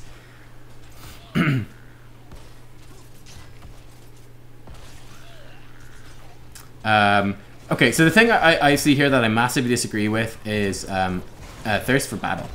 Massively disagree with it. So if you've seen my Garrosh, I'd recommend watching my Garrosh guide. It's slightly out of date because they buffed Garrosh since then, but it just means he's better. But look at In for the Kill is so good here, right? If you look at your team isn't the best at doing this. In for the Kill is so good at clearing the shrine and infernal shrines. You just like keep one-shotting them in. You just like boom, boom, boom, boom, boom, boom, boom. You just keep going around and killing them, healing yourself up for no mana at all. And it's something that your team really lacks. It's such a great map for like Garrosh fits that niche so well for your team because Genji's bad at it. Like it just adds so much shrine clearing pressure. That would be such a huge deal for your team. That's a good flip on him. Fantastic. Alright, nice. But yeah, like that would have been... Like that one talent choice would have had such a huge impact on your game. It would have made a massive difference. Alright, talent number 2 I disagree with here. I do normally recommend Groundbreaker. Yeah, or sorry, Intimidation. It's great. However, if you look at the enemy team, they don't have any hero that is basic attack based. Like none of them. None of them. Okay, it's a waste. Into the Fray could be useful. Oppressor. So I'd be like Into the Fray or Oppressor. One of those two could be useful. Into the Fray, if you're confident with using it, you could use it to maybe save teammates like a Kel'Thus. Maybe say like maybe you could possibly like throw in a Genji or something. It could maybe work. Oppressor is a good safe option here. Basic attacks against heroes reduce their spell power. Guess what they've got? They've got a melee assassin that does all ability damage. They've got Alarak. You just hit him, and there you go. Kel'Thuzad's all spell power. Nazeebo's all spell power. Now they're ranged, so they're harder to hit. Arthas even does quite a bit of spell damage. But mostly the Alarak here is just screaming that Oppressor is a great choice. And they've got, like, who gives a shit about attacks? They've got none. Now, normally, nearly every team will have something that does have attack speed matters, so Intimidation will usually be your go-to, especially with Warbreaker. But it just doesn't make sense in this case, whereas Oppressor is so good against that Alarak. And he has been playing pretty well too. So yeah. I mean, I'm just looking at this going, goddamn, like you've already had a good impact with Garrosh, but you could have had a much bigger impact already just with In for the Kill and with Oppressor. Those things would have been huge. The Kel'Thuzad continues to get himself killed. How many times has he died now? He's died 6 times. You know? Lucio and Nazeebo not died at all. Alarak died 3 times. Kel'Thuzad 6 times. 6 times. You know? He's 60% of his team's deaths. So that's really nice for you, isn't it? That's definitely nice for your team. That makes life a lot easier.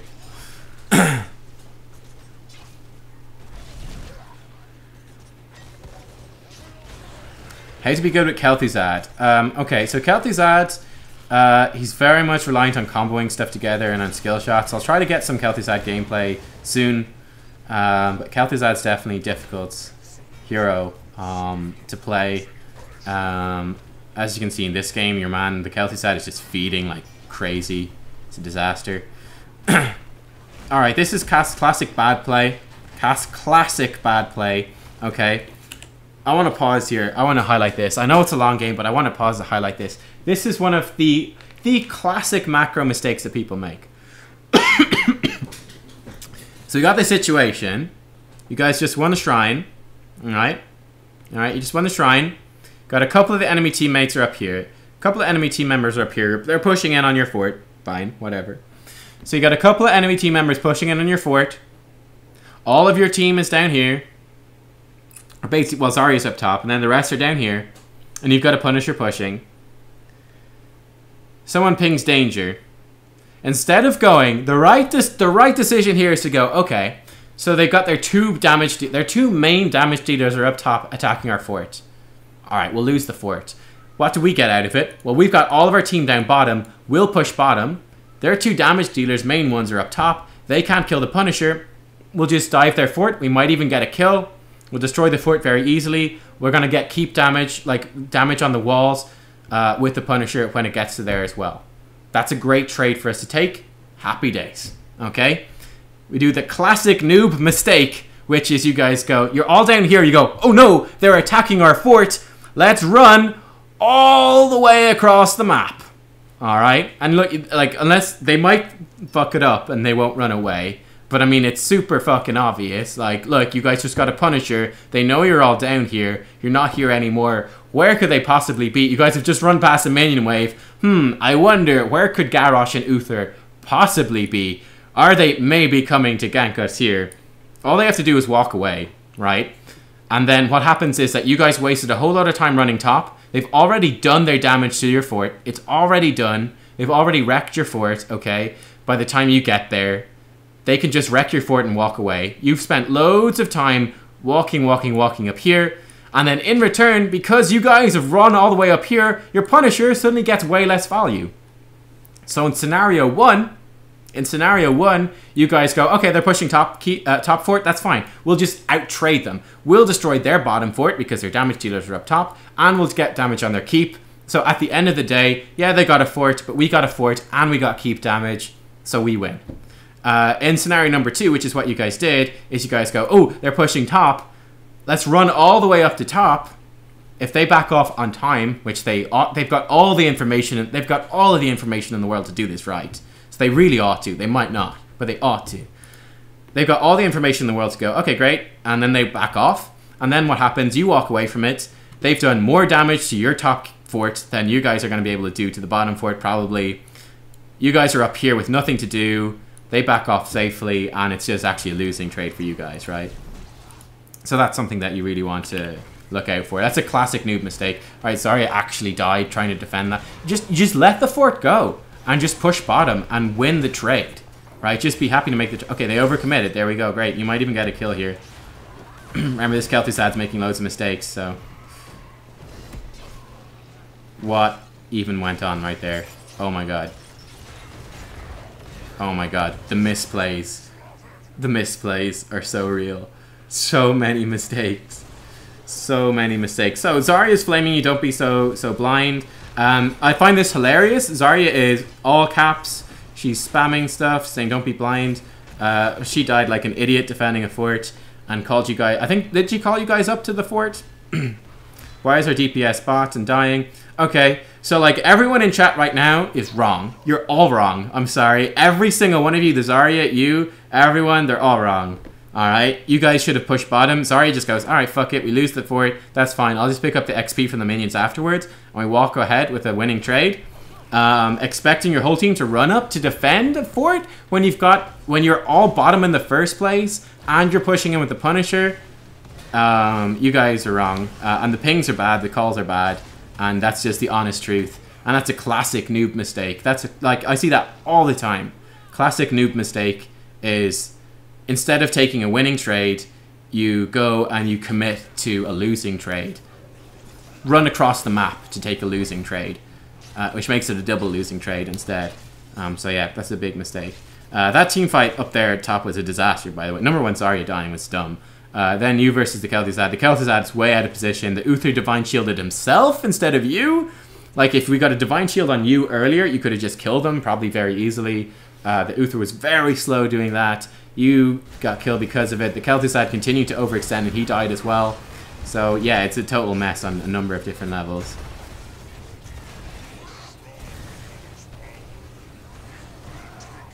Alright, this is great. So that's a kill on Artanis as well. Alright, nice. Good. Ooh, that might even be a kill on the Lucio. Yep. Nice. Alright, good. Damn. Yeah, the Garrosh sent it in the replay, yeah. Yeah, it's Garrosh. And we're watching Garrosh's view as well. So, yeah. Alrighty, what else do we got going on here? Okay, you've gone for double up. Yeah, you know what? Like, I wouldn't normally be a huge fan of double up at all. I think it's the worst talent on the tier by far.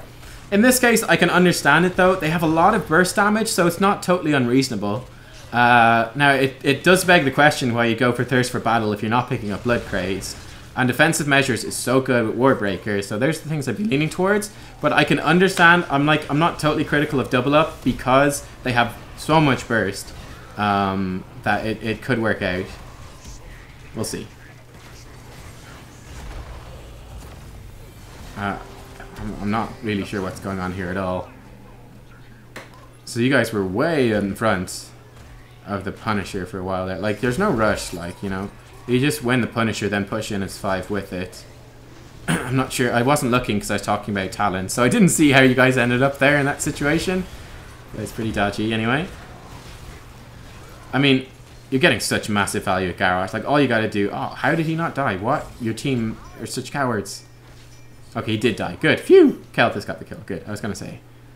Like, you definitely need to get that kill on Arthas. You've gotten so many kills just from Garrosh. Like, Garrosh is so OP right now.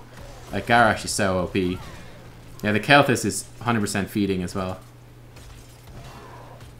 I mean, you're saying you played bad as Garrosh? I don't think you played that bad. Like, you've done a solid job. I definitely, in terms of the Garrosh play so far, I disagree with that call to run up top very much so. That's not Garrosh specific, that's just general stuff.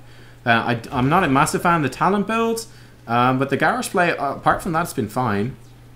I think it's been fine. And you can see, like, the Garrosh is just wrecking face. You got so many kills with the combo, like the Garrosh combo, because he's OP as fuck.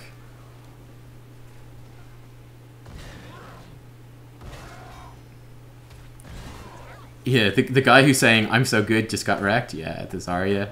Yeah.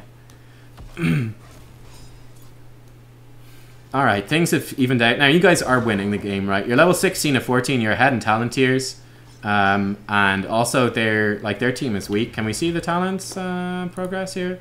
Okay, no, so he's finished it, so it's doing pretty well. And the Kelthus had somehow it's like top damage. Jesus. 8 deaths. 6 deaths in Alarak. Big fight happening here. Alright, good. Yeah, nice. Good kill. Yeah, you guys could probably still fight. Yeah, nice. That's really good. Okay, there we go. You just got 2 kills. Fantastic. That's really well done. Like, there you go. Boom. Just Garrosh things. Just fling one person in. Nice. Go fling someone else in. Really good use of Mortal Combo there as well.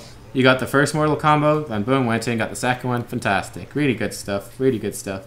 I think I actually will change Mortal Combo to be my favorite level 16. I do really like it, actually. I really do like it. But yeah, that was really nice. And that just shows you, again, Garrosh OP. It's just like, boom. One kill, combo one person, they're dead. Combo second person, they're dead too. 2 picks. Great. Great. So this is like gold level play, yeah. This is kind of what I would expect out of gold. This is like, this does feel like kind of gold-ish sort of level. Alright, you guys are way ahead. Now the thing is, the enemy team will get level 16 in time to fight you on the shrine. Now you're also very slow to start the shrine. I'll be saying right here, like if you look to the map position there, like you're ahead, great. But going into this, I want to pause this to illustrate this, okay? Which is, the enemy team will have level 16 and they will be able to contest this shrine. And you see that Kelthus at his bottom lane, right? You want to get in there and you want to make sure, you want to grab as many of these things as quickly as you can while you have level 16 advantage and the enemy team cannot fight you, because they will get 16 in time to fight you. And you don't want to be doing, like, so right now, it's like we're coming into this, Kelthus out's going to get up here. You're really not going to be that far ahead in terms of the shrine when they're coming into this, so this could be maybe somewhat scary.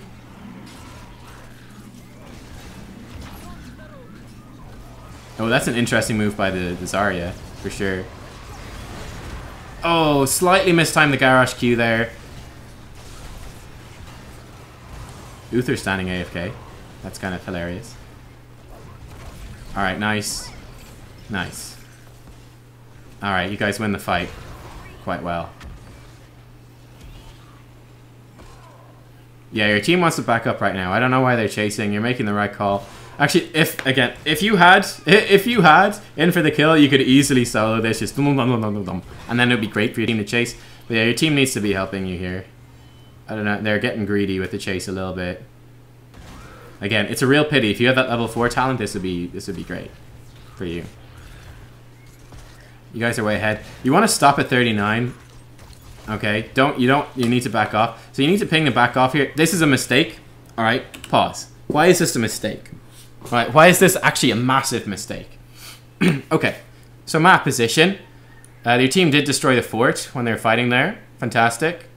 All right, fantastic, great. The fort's down. So this Punisher is going to be pushing on keep. And you got a good chance to get a keep out of this. Except, you guys just made a massive mistake. What is the massive mistake? Instead of leaving it at 39 defenders versus whatever, I think they had like none or 1 or 2, doesn't matter. They weren't any close. So it's guaranteed that you guys win the Punisher. Guaranteed. Worst comes to worst, you just walk up, health is flame strikes, bang. There you go. Great, you got the Punisher. There's no way the enemy team can take it.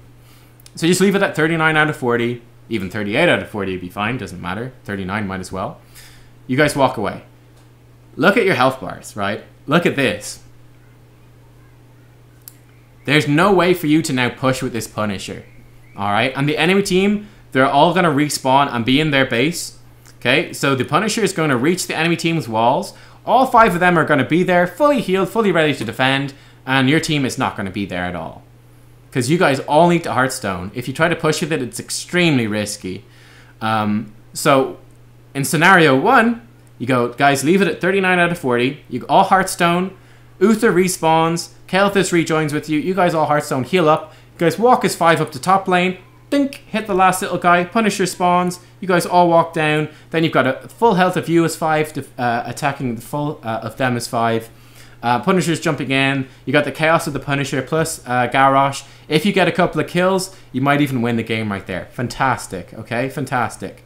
Instead, we got scenario 2. You just kill the things as quick as you can. Oh shit, well we're already low health.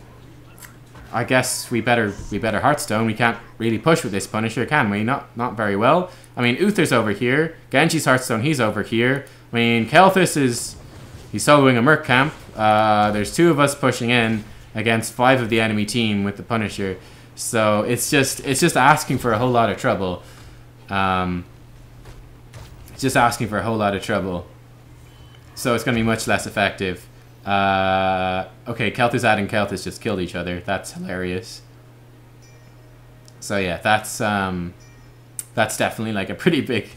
That's definitely a mistake. So instead of being a play, right there, you were so far ahead right there. You were so far ahead that you had very high chances to get the keep, and even because of your composition, a pretty damn good chance to even win the game. Even a good chance to win the game. Instead of that happening, you get 2 towers and the gate, and the keep is untouched, right? That's because you guys didn't wait. And that's something that's very much in your control. Just open it up and say, like, okay, leave it at 39. Regroup and push with, or whatever. You know what? Like, it takes like a couple of seconds. You have all the time in the world to do that. And that, you know, you've got a really good chance to actually win, even win the game off of that. And that advantage is instead thrown away. And yeah, the enemy team's all alive now. You guys can have level 20 advantage, but they're going to be pretty close to getting to 20 by the time the next one spawns. They'll almost definitely... Oh, this Kel'Thuzad is so bad. Holy shit, he's so bad. Fucking hell, like... There's a good chance that the enemy team... What's even going on? The enemy team ought to have level 20 to defend against the next Punisher. Well, rip Genji. What is even going on here? The Clown Fiesta. The Clown Fiesta. Oh, man.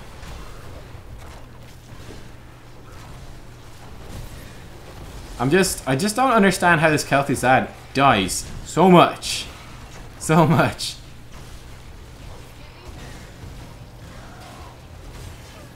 I mean, that was like this is like a snowball mistake from you guys. Like, Kel'Thuz missed a few spells.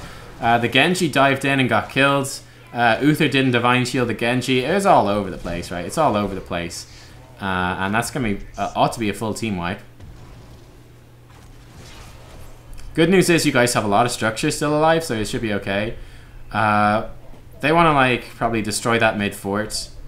They could even take your siege camp. They want to do something big, your bruiser camp. So the enemy team right here, they really want to, like, Kel'Thuzad wants to depush that bot lane.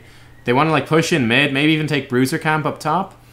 Maybe destroy that fort. They've got like all the time in the world to do this. So yeah, you shouldn't lose, but you'll be fine.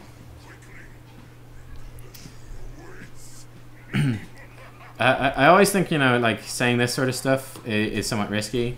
Like, you're being a bit too negative in terms of the chat. Like, you want to always be positive when you're making chat calls in game. You want to frame things positively. Like, you want to say like, okay guys, let's regroup. Fight as 5. We're going to lose like, this is pretty dangerous, but if we regroup as 5, we'll be okay. We'll just defend at the keep. It's going to be fine. If we lose the fort, not a big deal. Point out that sort of stuff, and that will make things a lot better. Now, the enemy team is overcommitted to taking this and undercommitted to pushing the fort, which is going to mitigate some of the value of the Punisher. So that's good news for you guys. Very good news. Let me bring the camera back to you, actually. Alright, so you depush the top. That's fine. What is Kel'Thuzad doing? Wow, he just got so much damage. Oh my god, they walked into it twice in a row. Holy shit. Oh my god, Kel'Thuzad actually hit his stuff. He died though. Rip Thuzad. Rip Thuzad. What's he even dying to? I don't even understand how he dies so much. It's a mystery. This is pure chaos, by the way. But you guys have defended and survived, so that's really nice. There, this is huge.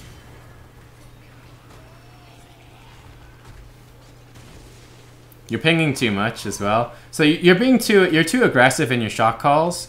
Like you're too aggressive in your shot calls. Like there's literally no point. Like literally again, you got 2 scenarios here you can choose from. So you're trying to get your teammates to follow pings and to do what you want to do, okay? There's 2 scenarios. Scenario number 1, you do it positively. You're like, all right, let's group up. Go back to the Punisher, you ping a couple of times, that's it. Okay, that's scenario number 1. Scenario number 2 is what you're doing now, which is like swearing at your team, spamming them, spam pings. You can see what's happening here. Your team isn't listening to you. Why is your team not listening to you? Because they think you're a fucking dickhead. That's why. That's the simple truth of it. No one wants to be spam pinged. No one wants to get sworn at. No one wants to have some asshole like just being really self-righteous and telling them what to do. You know what your teammates are thinking? They're thinking like, who's this Garrosh like spam pings at me? We're in the same game. He's no better than I am. It's like, stop being annoying. You just died pinging your teammate there. 100% your fault. 100% your fault right there. Alright, you need to work on your psychology here. It's an absolute disaster. Your team is an absolute disaster. They're not listening to you because they think you're a dickhead. Because quite frankly, in chat, you are being a bit of a dickhead, right? No one wants to listen to someone who's being a jerk. They're only going to listen to you if you're going to be nice. Like, you can see Genji's like, dude, just stop crying. Genji's like, Genji thinks you're an idiot. You need to reassess how you talk in chat. And then you got yourself killed because you're too busy giving out to the Zarya. And you made your own mistake. Yeah, like everyone in chat is saying, like, they would have just blocked you. Like, no one wants to listen to you. So you need to sit back and you need to reassess how you're talking in chat.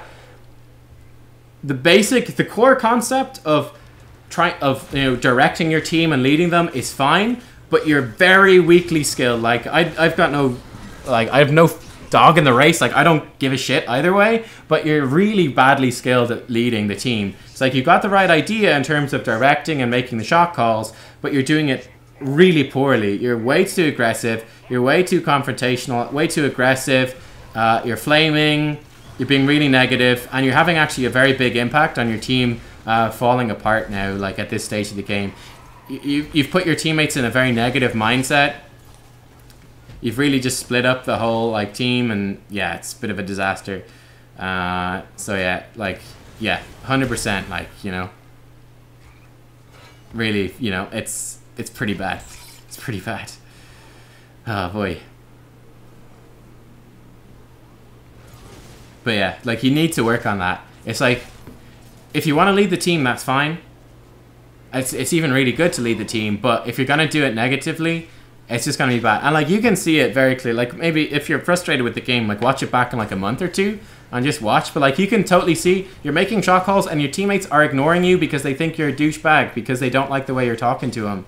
Like, if you were being if you were being much more positive in chat, if you were being like a good leader, they would be happy to listen to you. And like then like your shot calls would actually have an impact. But like it's basically this vicious circle where you're making calls, they're not listening because they think you're a dick. You get frustrated, you start flaming them even more. They get even more unlikely to listen to your calls. You get more frustrated, and it just goes nowhere. It just goes nowhere.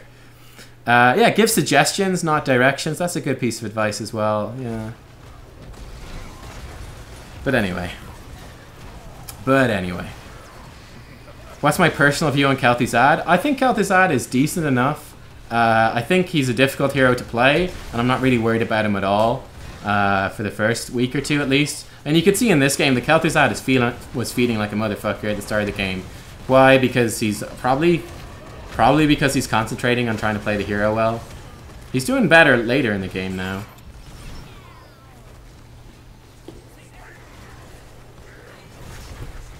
But how many times has Kel'Thuzad died? He's died 14 times. That's an unbelievable amount of deaths. He's died 14 times. Unbelievable, isn't it? Alright. You keep us still alive. Holy shit. Okay. This is better. Like, you know, you stopped flaming, so that's good. That's an improvement.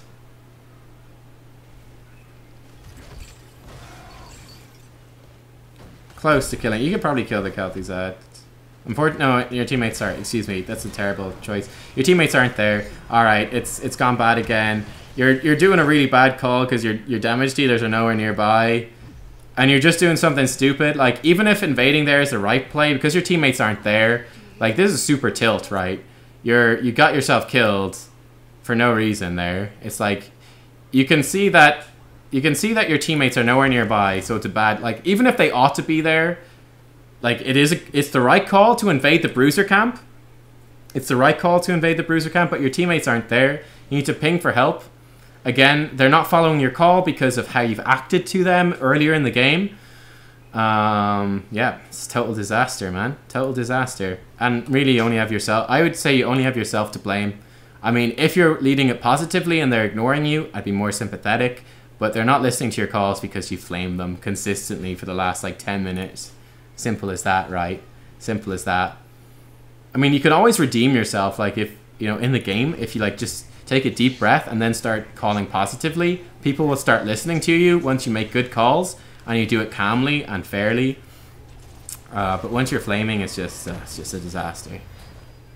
I'm pretty yeah, and again, I have to be really harsh about this. But I feel like the Garrosh has sent this in to show off bad teammates that aren't following his orders, and he's just like, I really do feel like you're looking for like justification for me to go like, oh yeah, like your teammates suck and they should have been following you, and like they're such what failures of a teammate. But like it's really bad from you. Like honestly, it really is. Like flaming in chat is like one of the worst things. Like flame all you want in real life. Like you can swear and curse and whatever you like, do whatever you want it like to yourself, but like bringing that into the chat, all it does is destroy team morale and end up losing you games. That's basically all it does. It just loses you games. So yeah, I do feel like this is like the classic thing of like, oh look how stupid my teammates were, haven't I right? But it's like, no, sorry, you're not. 99.9% of the time, the person who's flaming in chat isn't right. Because, like, let's be honest, flaming in chat is just stupid. Like, if you want to win a game, like, and this is Hero League advice thing, like, if you want to win the game, flaming never helps. All flaming does in chat, like, you have to understand this, all that flaming in chat does is lower your chances of winning. It never increases your chances of winning, and most of the time it just lowers your chances of winning. You can flame if your goal is just to insult someone. If you're like, fuck it, I just want to insult someone, then fine, sure, flaming achieves that goal. But if you're playing ranked to win, which you presumably are, all flaming does every single time is lower your chances. So don't do it. Like it's just stupid. Like as a tactic in here, like all it does is make your chances to win worse. It never helps, right? I don't know, like people I guess just get distracted and they get sucked up in the the heat of the moment. But like, there's always this misconception that, hey, if I like call my teammate an idiot, he's suddenly gonna play better. It's like, no, he's just gonna play worse because he's now angry. So yeah. But yeah, that's basically what I think about that. That's basically what I think about that. But yeah, I mean, like I said, sometimes you can flame, like, you might decide that it's just worth flaming someone.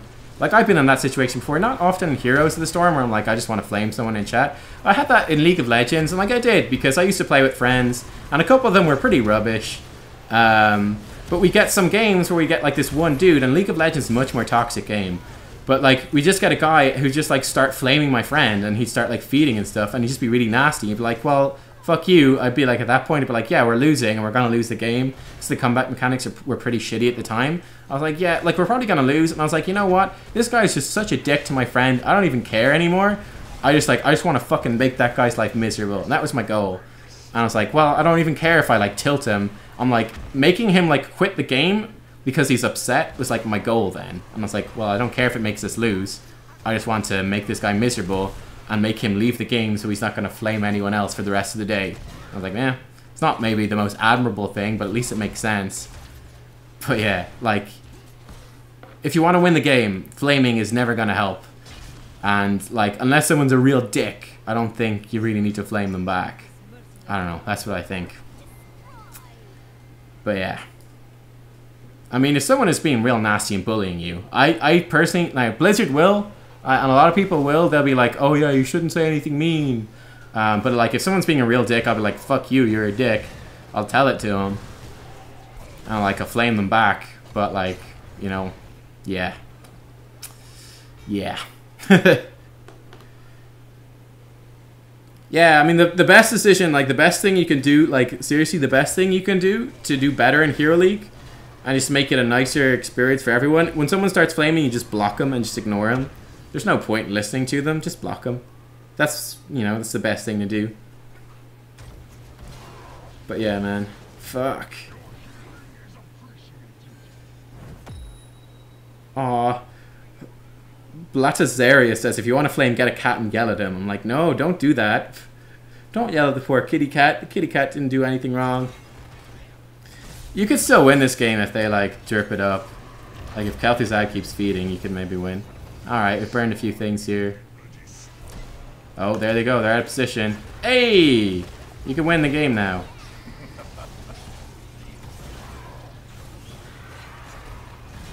Nice. Hey, Garrosh wins the game because Garrosh is OP. Fantastic.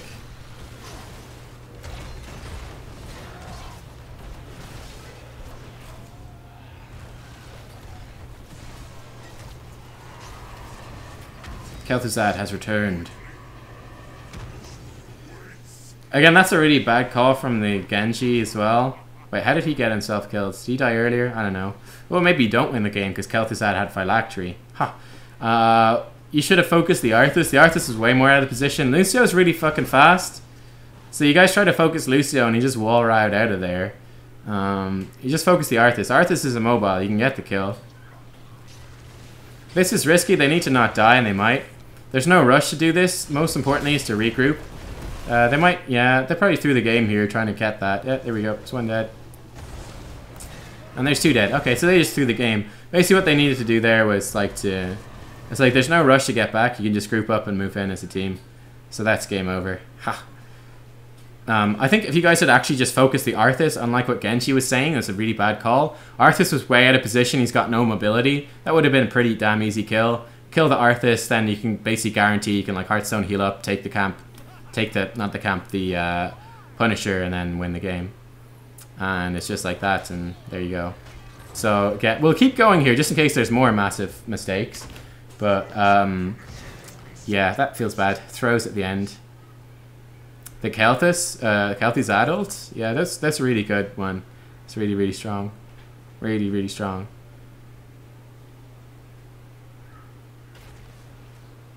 Match of death, 4 good objective. No, so you just have to like get the kills that you could get, then you can do whatever you want. Like it's easy peasy.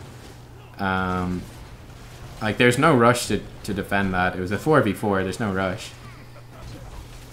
And this does... Yeah, okay, it doesn't matter. Like, you're gonna die. Like, maybe if you caught someone out with Garrosh there, if you wait for everyone to get back. But... it probably is over. Unfortunately, people were talking. If people had focused, you might have had a chance. I mean, almost definitely don't. Super late game Punisher. You never know, though. Nah, that's it. Alright. What a game, man. What a game. What a game. So, we had 17 deaths on Kel'Thuzad. So much phylactery value. It's not even funny. Oh my god. And yeah, serious amount of flaming. I pretty much disagree with pretty much everything said in chat was terrible, I would say. Like, even... Like, there were some things that were, like, strategically correct, but they were said in the completely wrong way. Yeah, I think that's a pretty good example of Hero League, where pretty much everything in chat was like, derpy as fuck. Pretty much. Pretty much. That was one hell of a game, man. That was one hell of a game. But yeah, 17 deaths, man. 17 deaths. That's one hell of a lot of deaths. Yeah, I really think the big thing in this game was, like... I think you guys could have won if you didn't flame, basically. I think the flaming just made your team just intentionally uncooperative, and that ruined it, you know? That ruined it. I think if you had been positive in the chat, people would have been more willing to listen to your calls. You could have got more stuff done, and you would have been fine. Even if your calls were the right ones, and I think your calls were... I don't remember them all specifically, but there were a few calls that were good, and they were right. But then you got pissed off about your team, and you flamed them, and then they didn't follow the calls because you flamed them and fucking downhill spiral, and that's basically that, you know? That's basically that. But yeah, Kel'Thuzad was feeding like a motherfucker. Garrosh is OP, and he got a whole bunch of kills because of Garrosh. So those things worked well. Huh. What a game. Alright guys, thank you for tuning into the stream today. What a stream, man. What a stream today we had. That was one hell of a stream. I hope you all enjoyed that one. I hope you enjoyed that one. Kel'Thuzad newly or confirmed. Oh, he's really not. He's really, really not. But yeah. Gosh darn it. Yeah, that is true. Like, you did feed a lot in this one. Camille. Good to hear the gameplay's okay. I should learn to keep calm. Yeah, definitely. Like, that's the main thing. It's like you've got the macro. Like, you've got pretty good macro understanding where you're making good shot calls, but you're like way too angry with them, you know? And then you did start feeding yourself as well. Like, you did start making mistakes and feeding and throwing yourself because you got frustrated. I'm like, if you had replayed that game and then just not been angry, it would have been a much different game. Anyway, there you go. Guys, thanks for watching. I'm going to go have some lunch. I'll see you all soon. Bye-bye.